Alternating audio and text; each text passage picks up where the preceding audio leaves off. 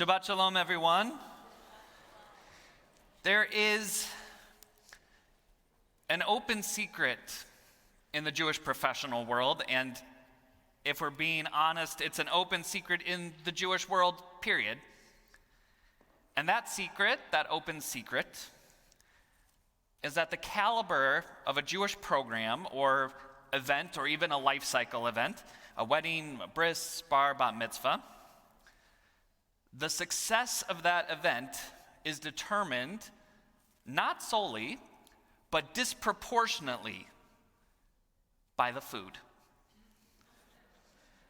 You know it's true. As a rabbi, I am painfully aware of how true it is.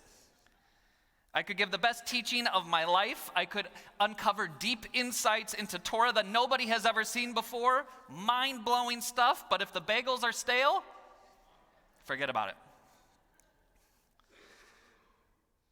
But here's the thing. Not only is this not a bad thing, it's actually an incredibly beautiful thing. It's a powerful thing. And it's a holy thing. Food is critically important to Jewish life. Not just culturally, not just as a means of filling our bellies. Food is sacred. That's not hyperbole. Food is sacred. In the Talmud, in Masechet Chagiga, the rabbis tell us that after the destruction of the Beit HaMikdash, after the destruction of the temple, the new sacred place in all of Jewish life is where? The Jewish table. Now think for a moment about just how incredibly profound that is. To say that in all of Judaism, the most sacred place is not the remains of the temple, not the Kotel, not the Western Wall, not the synagogue or the Beit Midrash. The holiest place in all of Judaism is the dining room table. And while that might seem like a radical theological statement, it was the pshita. It was clear and obvious to the rabbis and really to all of the ancient Near East that the table would be the theological successor to the altar. You see, our ancestors were connected to the divine in ways that, unfortunately, we have largely forgotten. We still maintain and possess some of the big aspects of their foundations of connectivity, of prayer, the oral reading of Torah and limud, Torah study. But communion is something that we desperately need to reclaim and understand in today's Jewish life. And now I know what you're thinking. Communion is a Christian idea. It's what Christians do. It's when they eat the wafer and drink the wine. Isn't that antithetical to Jewish rite and ritual? Where, my friends, do you think they got it from? The idea of connecting to Hashem, of transcending this existence through a shared act of eating, is thousands of years old. It predates Christianity, and honestly, it probably predates Judaism as well. But for our ancestors in the ancient Near East, it was the preeminent form of worship, the most reliable way to bring the heavens and the earth together, to touch in a moment of unia mystica, a holy unity, a sacred coming together.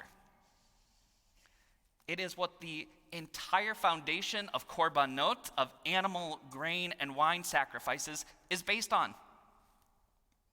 Not just sending some random creatures up in smoke to please God, but to offer a shared meal where the sacrifice of one's financial life and their source of sustenance enabled a one-on-one with his or her creator. It's an incredible thing. And just to be clear, I could talk about this forever. This is where my Jewish theology nerdiness really thrives. But I will spare you that to instead focus on the question that I'm sure is on your mind right now, which is probably new. So what? Why are you telling us this? Because we need it. We need it.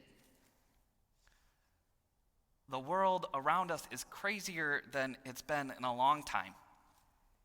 And while there is so much innovation and creative progress in our world to help us deal with so many issues and concerns, the most pressing, the most urgent challenge we need to address right now is something that technology has no answer for. It is our spiritual well-being, our spiritual health, our ability to find meaning and profundity in daily life, to connect to something bigger than ourselves and understand our significance in the story of existence. And to do that requires tapping in to the old ways, to explore, to dig, to search, not with our heads, but with our hearts, to allow the tools of our tradition to, as Kafka said, serve as the axe to the frozen sea within us. Coming to shul on Shabbat is not enough. Coming to daily minyan is not enough. It's wonderful and it's meaningful and it's incredible, but it's not enough for spiritual attunement. To get there, to get to spiritual attunement, we need to change the way that we see the world. We need to fundamentally shift our perspective on how we see the world. And one of the best ways that we can do that, and our tradition gives us such a good toolbox for this, is through eating. To see the act of eating not as a quick way to fuel our bodies, but as a sacred moment of communion. An opportunity for us to marvel at God's creation and then to have our minds blown by the fact that this is one of the ways that we get to communicate, that we get to be present with the divine. In order to do that, we need to exercise our hearts. It takes practice. Just like anything worth doing takes practice. And it's something I want us to start practicing together here at Shul. So this is what we're going to do. I'm going to, right now, go over a guide of prayerful eating.